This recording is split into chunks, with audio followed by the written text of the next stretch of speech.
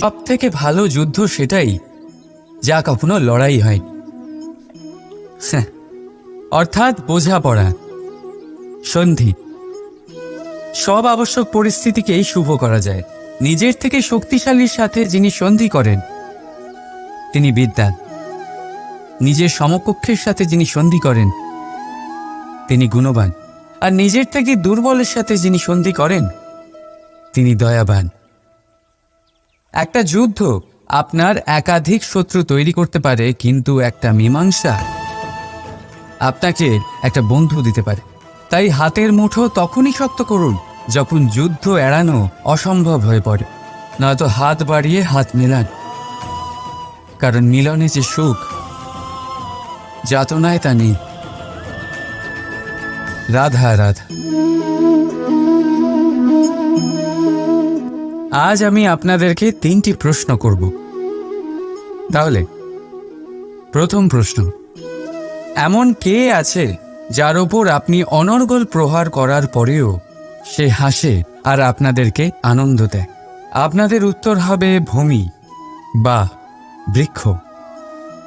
দ্বিতীয় প্রশ্ন, এমন কে আছে যে আপনার কিছু না বলাতেও সব জেনে যায়, সব বুঝে যায়, আর নিঃস্বার্থভাবেই আপনার সাহায্য করতে থাকে? এবার আপনাদের উত্তর হবে ভাই বা বন্ধু। আর তৃতীয় প্রশ্ন, এমন কোন ভগবান আছেন যিনি নিজে বিষ পান করে আপনাকে জীবনের অমৃত প্রদান করে? আপনি হয়তো উত্তর দেবেন মহাদেব। যদি আপনার উত্তর এইগুলি হয় তাহলে সেই উত্তর ভুল। এই সমস্ত প্রশ্নের একটাই সঠিক উত্তর আছে, আর তা হল মা। স্তন্য পান করার সময় আপনি পা দিয়ে কত তাকে মেরেছেন, কিন্তু তাও উনি হাসি মুখে আপনাকে আশীষ দিতে থেকেছেন। আপনি কিছু না বললেও উনি সব জেনে যান, আর এই জীবনের কঠিন পরিস্থিতির বিষ পান করে আপনাকে সুখের অমৃত দেন। এই জীবনে আপনি যাই করে নিন না কেন, মায়ের ঋণ কখনো পরিশোধ করতে পারবেন। যদি কিছু করতে চান তবে জীবনের আনন্দের মধ্যে, অনুভূতির মধ্যে আর ধন্যবাদের মধ্যে নিজের মাকে মনে রাখবেন, আর আমার সাথে ভালোবেসে বলবেন রাধা রাধা।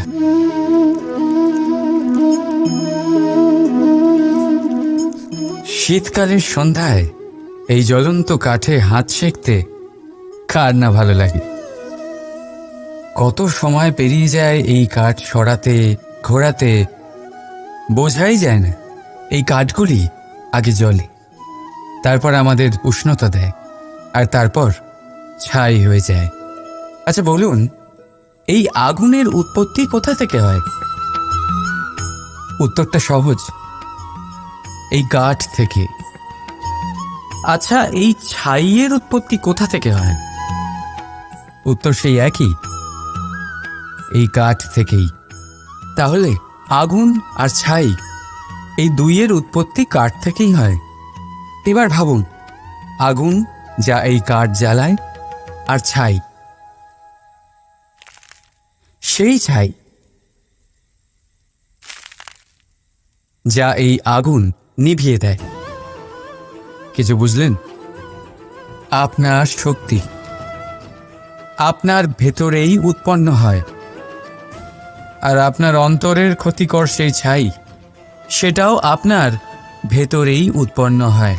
তাই নিজের ভেতরের উজ্জ্বলতা দিয়ে এই সংসারকে আলোকিত করতে চান, নাকি নিজের ভেতরের আধার বার করে এই সংসারে অন্ধকার আনতে চান? সিদ্ধান্ত আপনার। রাধা রাধা। কখনো কখনো আপনার মনে এই প্রশ্ন জাগে, তাই না?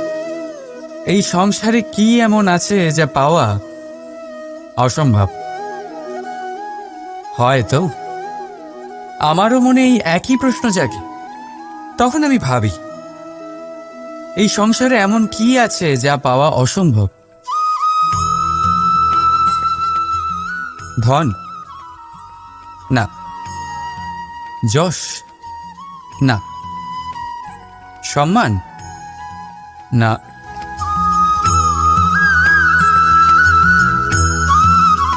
প্রেম? না। তাহলে কি আছে এমন যা পাওয়া অসম্ভব? ভেবে দেখুন। উত্তর হলো স্বয়ং নিজের ভুল, স্বয়ং নিজের দোষ, যা কেউ কখনো পায় না। আর কেউ যদি তা পেয়েও যায়, সেই ব্যক্তি নিজের ভুল কখনোই স্বীকার করতে চায় না। কিন্তু যে ব্যক্তি নিজের ভুল স্বীকার করে, নিজের দোষ স্বীকার করে, সংসারে কোনো কিছুই পাওয়ার জন্য তার সামনে কোনো বাধাই থাকে না। তাই আত্মবিশ্বাস অবশ্যই রাখুন।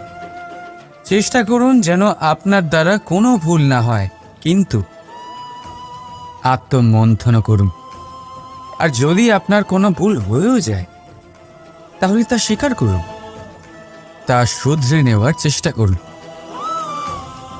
আপনার জীবন পরম আনন্দে ভরে যাবে। রাধা রাধা। সংসারে আপনি এমন অনেকজন পাবেন যারা আপনাকে বলবেন যে আপনার কি করা উচিত, কিন্তু তার থেকেও বেশি গুরুত্বপূর্ণ বিষয় হলো আপনার কি করা উচিত নয়। আজ আমি আপনাকে এমন 3টি বিষয় বলবো যা নিজের জীবনে আপনার করা উচিত নয়। প্রথম কথা, আনন্দে কখনো কথা দিতে নেই। আনন্দ আপনার যুক্তি হরণ করে, আর তারপর আনন্দে দেওয়া এই কথা পরবর্তীকালে গলার ফাঁস হয়ে যায়। দ্বিতীয় কথা, কখনো ক্রুদ্ধ হয়ে উত্তর দেবেন না। ক্রোধ আপনার বিবেককে লুপ্ত করে, ভবিষ্যৎ দৃষ্টিকে অন্ধ করে। কিছু মুহূর্তের জন্য জন্ম নেওয়া এই ক্রোধ আর ক্রোধজাত উত্তর ভবিষ্যতে সারা জীবন এক প্রশ্ন হয়ে দাঁড়ায়। আর তৃতীয়ত, কখনো দুঃখে সিদ্ধান্ত নেবেন না। দুঃখ আপনার ভাবনা চিন্তা করার ক্ষমতা সীমিত করে দেয়, আর দুঃখী মনে নেওয়া সিদ্ধান্ত সব সময় দুঃখই দেয়। সত্যি কথা বলতে কি, বচন, উত্তর আর সিদ্ধান্ত সব সময় জীবনে ভেবেচিন্তে নেওয়া আর দেওয়া উচিত। ভেবেচিন্তে যদি কাজ করেন, এই সংসারে কখনো কোনো সমস্যার সম্মুখীন হতে হবে না। রাধা রাধা। কখনো কখনো আপনার মনে এই প্রশ্ন নিশ্চয়ই আসে যে এই প্রেম কি, কিভাবে বোঝা যায় এই প্রেম? উত্তর বড়ই সহজ। যতক্ষণ না আপনি প্রেম করবেন, ততক্ষণ আপনি প্রেম বুঝতেই পারবেন না। যদি রত্ন হয়ে মুকুটে সজ্জিত থাকতে হয়, তাহলে হীরেকে কাটার কষ্ট অবশ্যই সহ্য করতে হবে। প্রেমের সঠিক অর্থ বুঝতে গেলে মোহকে ত্যাগ করে আত্মসমর্পণ করতেই হবে। যে প্রেম কাউকে পাওয়ার জন্য করা হয়, সেই প্রেম প্রেম নয়, তা মোহ। তাই আত্মসমর্পণ করুন নিজেকে, নিজের অহংকারকে, নিজের অস্তিত্বকে, মোহকে, আর দেখবেন আপনার প্রেম স্বয়ং আপনার সাথে থাকবে। রাধা রাধা।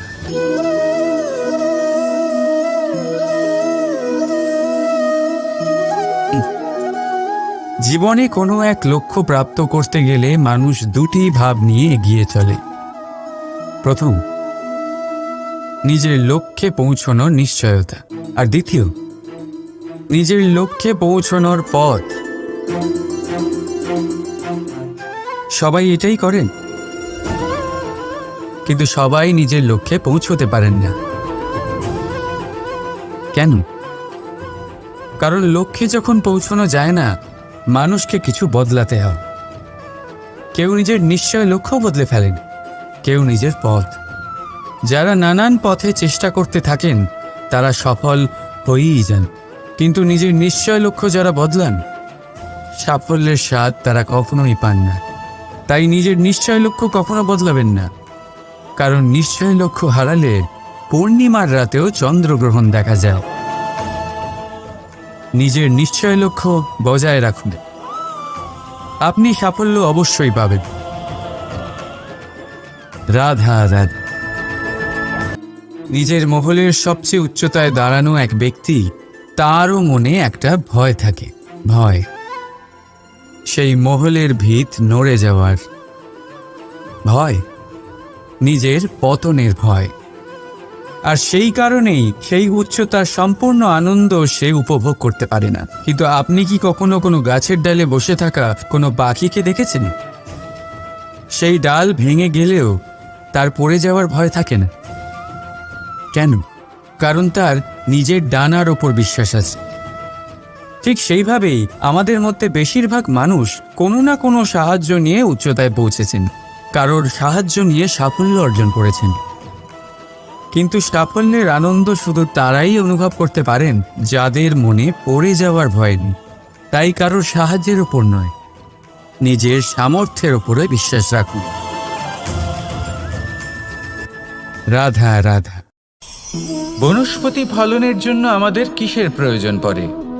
একটু ধরিত্রীর, একটু পরিশ্রমের, আর একটা বীজের। এবার যদি মানুষের কথা বলি, তাহলে এখানে ধরিত্রী হলো মানুষের এই জীবন, যেখানে মানুষ নিজের ইচ্ছের ফল ফুল ফলন করতে চায়।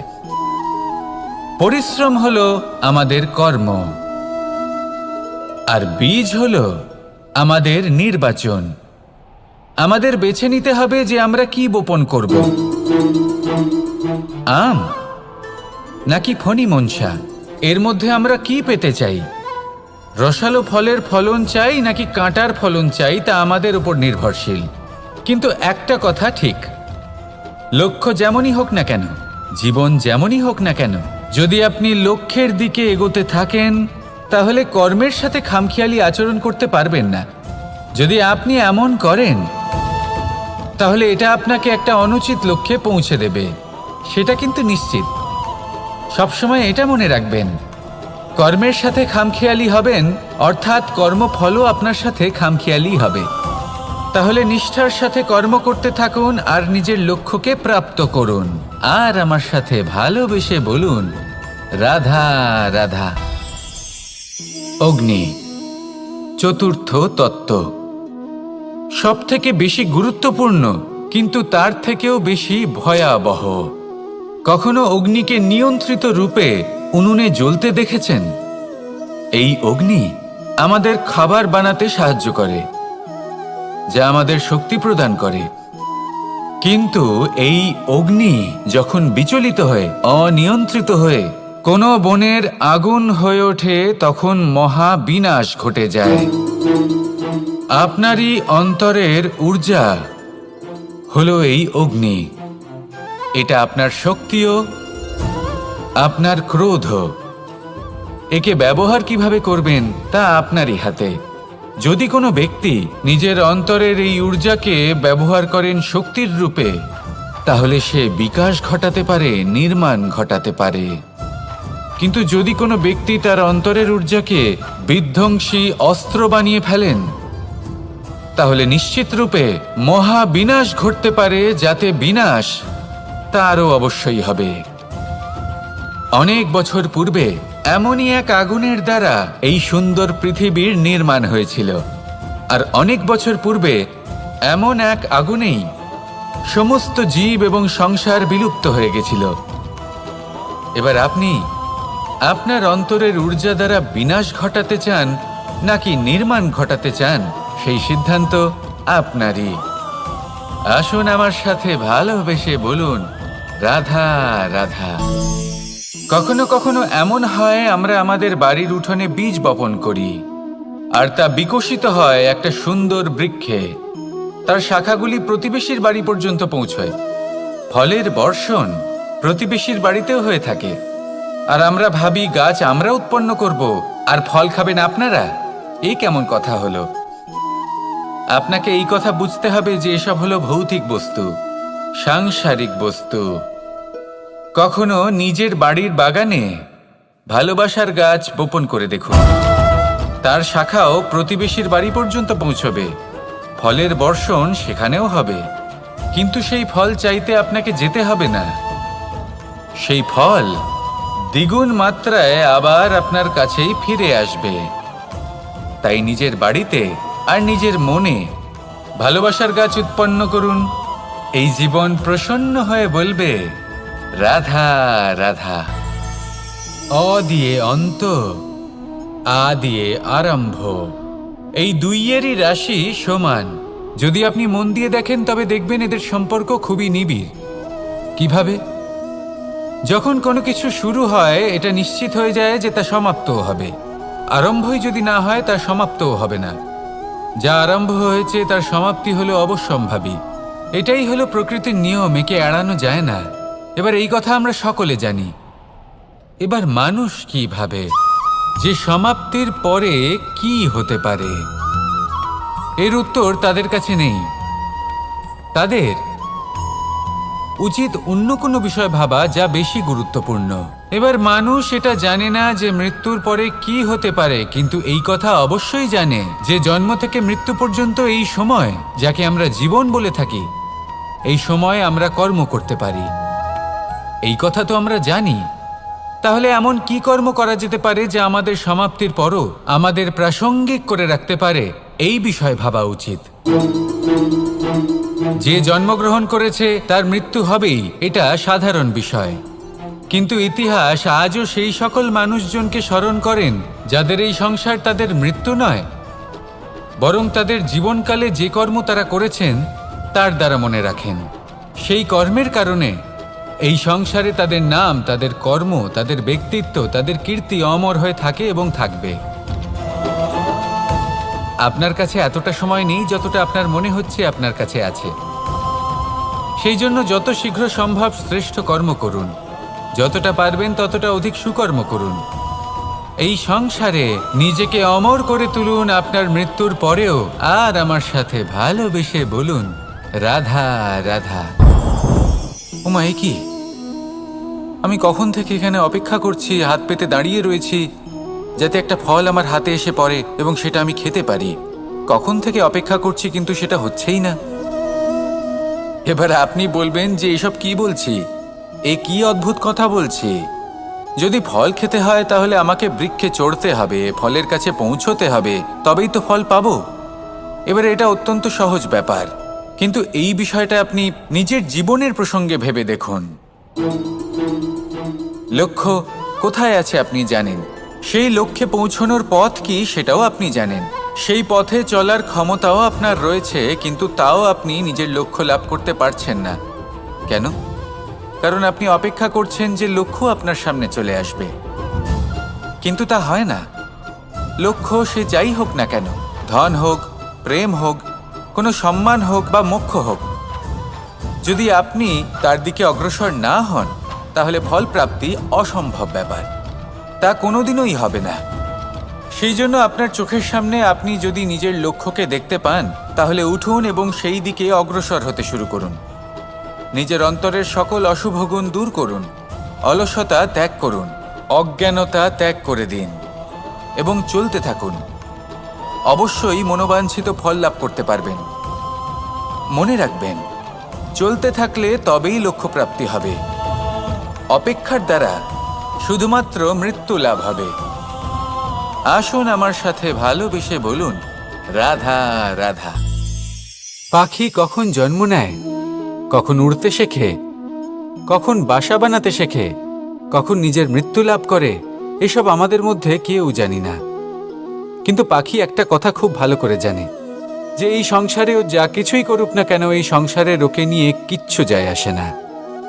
এবার আমরা কি করি? কোনো কাজ করার আগে আমরা এটা ভাবি যে এই সংসার যদি আমাকে দেখে ফেলে তাহলে কে জানে এই সংসার কি ভাববে, আমার প্রতিচ্ছবি কেমন তৈরি হবে কে জানে, কে জানে কি হবে আদি ইত্যাদি। এই সব ভাবনায় আমরা মগ্ন হয়ে যাই। কিছুটা এমনভাবে মগ্ন হই যে বর্তমানের কর্মের এই জীবনের যাত্রাপথে সেই সময়ের আনন্দ উপভোগ করতে ভুলে যাই। এবার দেখুন একটা পাখি কি করে। ওর কর্ম হলো গান গেয়ে চলা। ওই পাখি গেয়ে চলে, কেউ ওর গান শুনুক বা না শুনুক, কেউ আদৌ শুনছে কিনা সেই বিষয়টা নিয়ে সেই পাখির কিছুই যায় আসে না। সেই পাখি নিজের কর্ম করতে থাকে।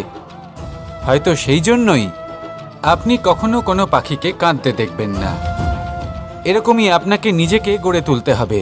প্রথমে নিজেকে জিজ্ঞেস করুন, এই যে কর্ম আমি করতে চলেছি সেটা কি উচিত? যদি আপনার মনে হয় সেটা উচিত, তাহলে সেটা প্রমাণ করুন। এটা ভাববেন না যে এই সংসার কি ভাববে। আসুন আর আমার সাথে ভালোবেসে বলুন, রাধা রাধা। সব থেকে ভালো যুদ্ধ সেটাই যা কখনো লড়াই হয়, অর্থাৎ বোঝাপড়া, সন্ধি। সব আবশ্যক পরিস্থিতিকেই শুভ করা যায়। নিজের থেকে শক্তিশালীর সাথে যিনি সন্ধি করেন তিনি বিদ্বান। নিজের সমকক্ষের সাথে যিনি সন্ধি করেন তিনি গুণবান। আর নিজের থেকে দুর্বলের সাথে যিনি সন্ধি করেন তিনি দয়াবান।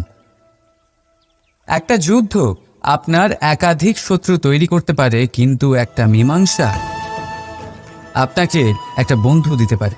তাই হাতের মুঠো তখনই শক্ত করুন যখন যুদ্ধ এড়ানো অসম্ভব হয়ে পড়ে, নয়তো হাত বাড়িয়ে হাত মেলান। কারণ মিলনে যে সুখ, যাতনায় তা নেই। রাধা রাধা। আজ আমি আপনাদেরকে 3টি প্রশ্ন করব। তাহলে প্রথম প্রশ্ন, এমন কে আছে যার ওপর আপনি অনর্গল প্রহার করার পরেও সে হাসে আর আপনাদেরকে আনন্দ দেয়? আপনাদের উত্তর হবে ভূমি বা বৃক্ষ। দ্বিতীয় প্রশ্ন, এমন কে আছে যে আপনার কিছু না বলাতেও সব জেনে যায়, সব বুঝে যায় আর নিঃস্বার্থভাবেই আপনার সাহায্য করতে থাকে? এবার আপনাদের উত্তর হবে ভাই বা বন্ধু।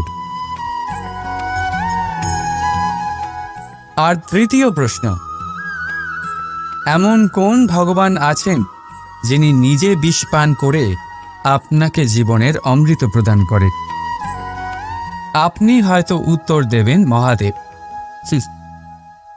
যদি আপনার উত্তর এইগুলি হয় তাহলে সেই উত্তর ভুল। এই সমস্ত প্রশ্নের একটাই সঠিক উত্তর আছে, আর তা হল মা। স্তন্য পান করার সময় আপনি পা দিয়ে কত তাকে মেরেছেন, কিন্তু তাও উনি হাসি মুখে আপনাকে আশীষ দিতে থেকেছেন। আপনি কিছু না বললেও উনি সব জেনে যান। আর এই জীবনের কঠিন পরিস্থিতির বিষ পান করে আপনাকে সুখের অমৃত দেন।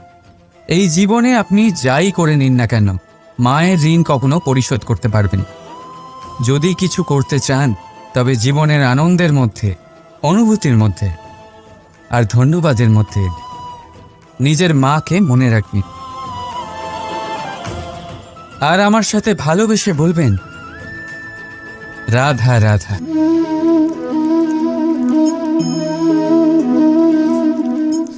শীতকালের সন্ধ্যায় এই জ্বলন্ত কাঠে হাত সেঁকতে কার না ভালো লাগে? কত সময় পেরিয়ে যায় এই কাঠ সরাতে, ঘোরাতে, বোঝাই যায় না। এই কাঠগুলি আগে জ্বলে, তারপর আমাদের উষ্ণতা দেয়, আর তারপর ছাই হয়ে যায়। আচ্ছা বলুন, এই আগুনের উৎপত্তি কোথা থেকে হয়? উত্তরটা সহজ, এই কাঠ থেকে। আচ্ছা, এই ছাইয়ের উৎপত্তি কোথা থেকে হয়? উত্তর সেই একই, এই কাঠ থেকেই। তাহলে আগুন আর ছাই, এই দুইয়ের উৎপত্তি কাঠ থেকেই হয়। এবার ভাবুন, আগুন যা এই কাঠ জ্বালায়, আর ছাই সেই ছাই যা এই আগুন নিভিয়ে দেয়। কিছু বুঝলেন? আপনার শক্তি আপনার ভেতরেই উৎপন্ন হয়, আর আপনার অন্তরের ক্ষতিকর সেই ছাই, সেটাও আপনার ভেতরেই উৎপন্ন হয়। তাই নিজের ভিতরের উজ্জ্বলতা দিয়ে এই সংসারকে আলোকিত করতে চান, নাকি নিজের ভেতরের আধার বার করে এই সংসারে অন্ধকার আনতে চান? সিদ্ধান্ত আপনার। রাধা রাধা। কখনো কখনো আপনার মনে এই প্রশ্ন জাগে, তাই না? এই সংসারে কি এমন আছে যা পাওয়া অসম্ভব? হয়তো আমারও মনে এই একই প্রশ্ন জাগে। তখন আমি ভাবি, এই সংসারে এমন কি আছে যা পাওয়া অসম্ভব? ধন? না। যশ? না। সম্মান? না।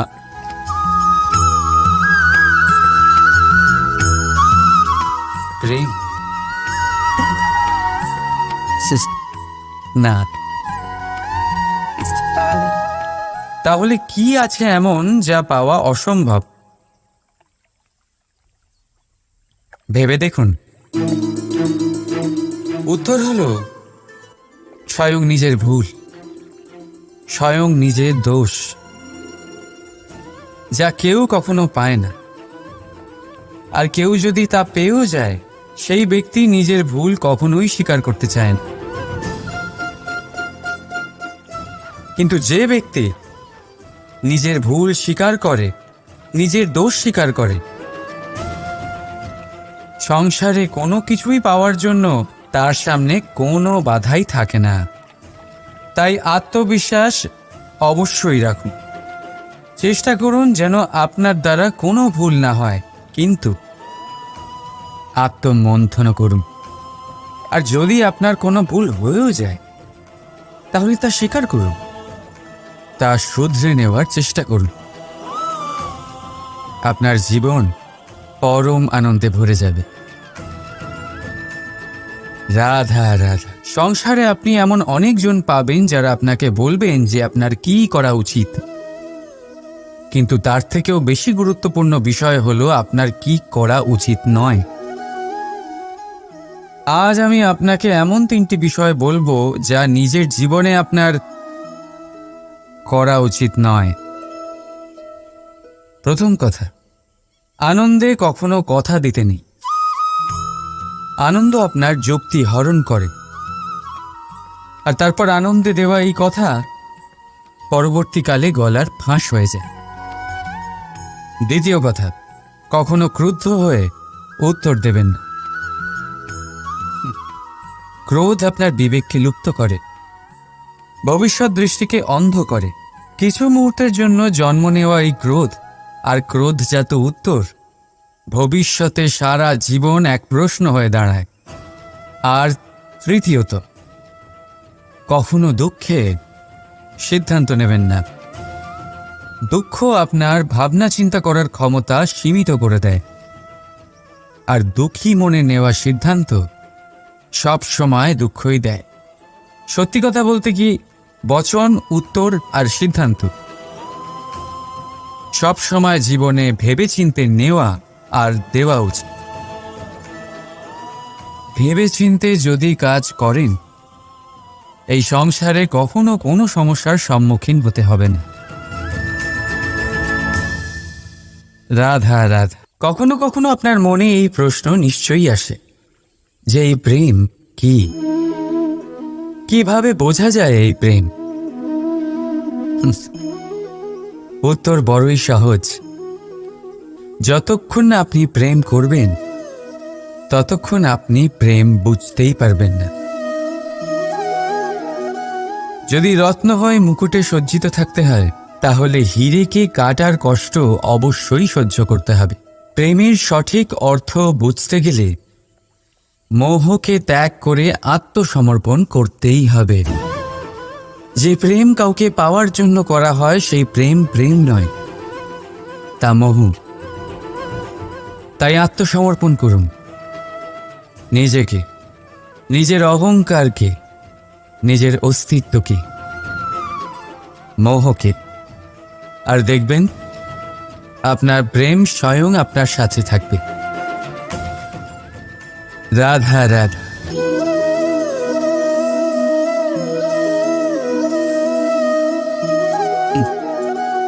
জীবনে কোনো এক লক্ষ্য প্রাপ্ত করতে গেলে মানুষ দুটি ভাব নিয়ে এগিয়ে চলে।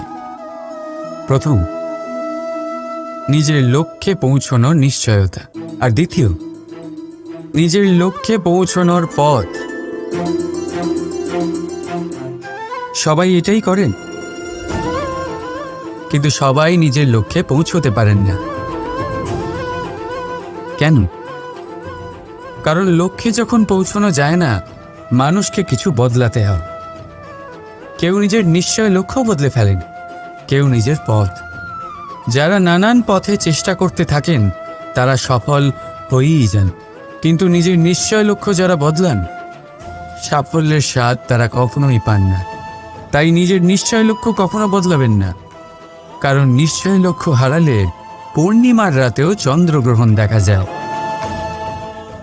নিজের নিশ্চয় লক্ষ্য বজায় রাখুন, আপনি সাফল্য অবশ্যই পাবেন। রাধা রাধা। নিজের মহলের সবচেয়ে উচ্চতায় দাঁড়ানো এক ব্যক্তি, তারও মনে একটা ভয় থাকে। ভয়, সেই মহলের ভিত নড়ে যাওয়ার ভয়, নিজের পতনের ভয়। আর সেই কারণেই সেই উচ্চতার সম্পূর্ণ আনন্দ সে উপভোগ করতে পারে না। কিন্তু আপনি কি কখনো কোনো গাছের ডালে বসে থাকা কোনো পাখিকে দেখেছেন? সেই ডাল ভেঙে গেলেও তার পড়ে যাওয়ার ভয় থাকে না। কেন? কারণ তার নিজের ডানার ওপর বিশ্বাস আছে। ঠিক সেইভাবেই আমাদের মধ্যে বেশিরভাগ মানুষ কোনো না কোনো সাহায্য নিয়ে উচ্চতায় পৌঁছেছেন, কারোর সাহায্য নিয়ে সাফল্য অর্জন করেছেন। কিন্তু সাফল্যের আনন্দ শুধু তারাই অনুভব করতে পারেন যাদের মনে পড়ে যাওয়ার ভয় নেই। তাই কারোর সাহায্যের উপর নয়, নিজের সামর্থ্যের উপরে বিশ্বাস রাখুন। রাধা রাধা। বনস্পতি ফলনের জন্য আমাদের কিসের প্রয়োজন পড়ে? একটু ধরিত্রীর, একটু পরিশ্রমের, আর একটা বীজের। এবার যদি মানুষের কথা বলি, তাহলে এখানে ধরিত্রী হলো মানুষের এই জীবন, যেখানে মানুষ নিজের ইচ্ছের ফল ফুল ফলন করতে চায়। পরিশ্রম হলো আমাদের কর্ম, আর বীজ হলো আমাদের নির্বাচন। আমাদের বেছে নিতে হবে যে আমরা কি বপন করব, আম নাকি ফণি মনসা। এর মধ্যে আমরা কি পেতে চাই? রসালো ফলের ফলন চাই নাকি কাঁটার ফলন চাই, তা আমাদের উপর নির্ভরশীল। কিন্তু একটা কথা ঠিক, লক্ষ্য যেমনই হোক না কেন, জীবন যেমনই হোক না কেন, যদি আপনি লক্ষ্যের দিকে এগোতে থাকেন তাহলে কর্মের সাথে খামখেয়ালি আচরণ করতে পারবেন না। যদি আপনি এমন করেন তাহলে এটা আপনাকে একটা অনুচিত লক্ষ্যে পৌঁছে দেবে, সেটা কিন্তু নিশ্চিত। সবসময় এটা মনে রাখবেন, কর্মের সাথে খামখেয়ালি হবেন, অর্থাৎ কর্মফলও আপনার সাথে খামখেয়ালি হবে। তাহলে নিষ্ঠার সাথে কর্ম করতে থাকুন আর নিজের লক্ষ্যকে প্রাপ্ত করুন। আর আমার সাথে ভালোবেসে বলুন, রাধা রাধা। অগ্নি, চতুর্থ তত্ত্ব, সব থেকে বেশি গুরুত্বপূর্ণ, কিন্তু তার থেকেও বেশি ভয়াবহ। কখনো অগ্নিকে নিয়ন্ত্রিত রূপে উনুনে জ্বলতে দেখেছেন? এই অগ্নি আমাদের খাবার বানাতে সাহায্য করে, যা আমাদের শক্তি প্রদান করে। কিন্তু এই অগ্নি যখন বিচলিত হয়ে, অনিয়ন্ত্রিত হয়ে কোনো বনের আগুন হয়ে ওঠে, তখন মহা বিনাশ ঘটে যায়। আপনারই অন্তরের ঊর্জা হলো এই অগ্নি। এটা আপনার শক্তিও, আপনার ক্রোধ। একে ব্যবহার কিভাবে করবেন তা আপনারই হাতে। যদি কোনো ব্যক্তি নিজের অন্তরের এই ঊর্জাকে ব্যবহার করেন শক্তির রূপে, তাহলে সে বিকাশ ঘটাতে পারে, নির্মাণ ঘটাতে পারে। কিন্তু যদি কোনো ব্যক্তি তার অন্তরের ঊর্জাকে বিধ্বংসী অস্ত্র বানিয়ে ফেলেন, তাহলে নিশ্চিত রূপে মহা বিনাশ ঘটতে পারে, যাতে বিনাশ তারও অবশ্যই হবে। অনেক বছর পূর্বে এমনই এক আগুনের দ্বারা এই সুন্দর পৃথিবীর নির্মাণ হয়েছিল। আর অনেক বছর পূর্বে এমন এক আগুনেই সমস্ত জীব এবং সংসার বিলুপ্ত হয়ে গেছিল। এবার আপনি আপনার অন্তরের ঊর্জা দ্বারা বিনাশ ঘটাতে চান নাকি নির্মাণ ঘটাতে চান, সেই সিদ্ধান্ত আপনারই। আসুন আমার সাথে ভালোবেসে বলুন, রাধা রাধা।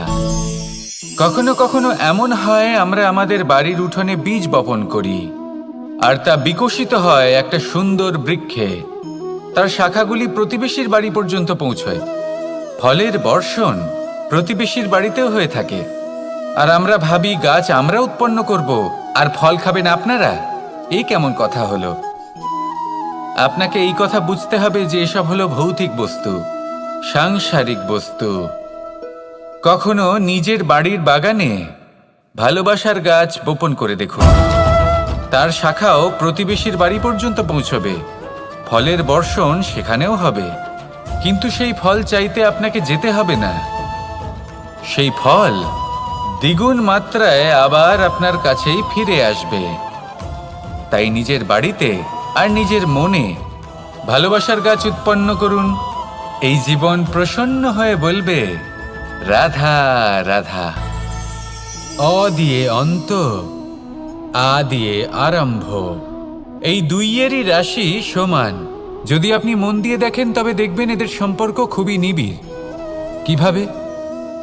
যখন কোনো কিছু শুরু হয় এটা নিশ্চিত হয়ে যায় যে তা সমাপ্তও হবে। আরম্ভই যদি না হয় তা সমাপ্তও হবে না। যা আরম্ভ হয়েছে তার সমাপ্তি হলো অবশ্যম্ভাবী। এটাই হলো প্রকৃতির নিয়ম, একে এড়ানো যায় না। এবার এই কথা আমরা সকলে জানি। এবার মানুষ কি ভাবে যে সমাপ্তির পরে কি হতে পারে, এর উত্তর তাদের কাছে নেই। তাদের উচিত অন্য কোনো বিষয় ভাবা যা বেশি গুরুত্বপূর্ণ।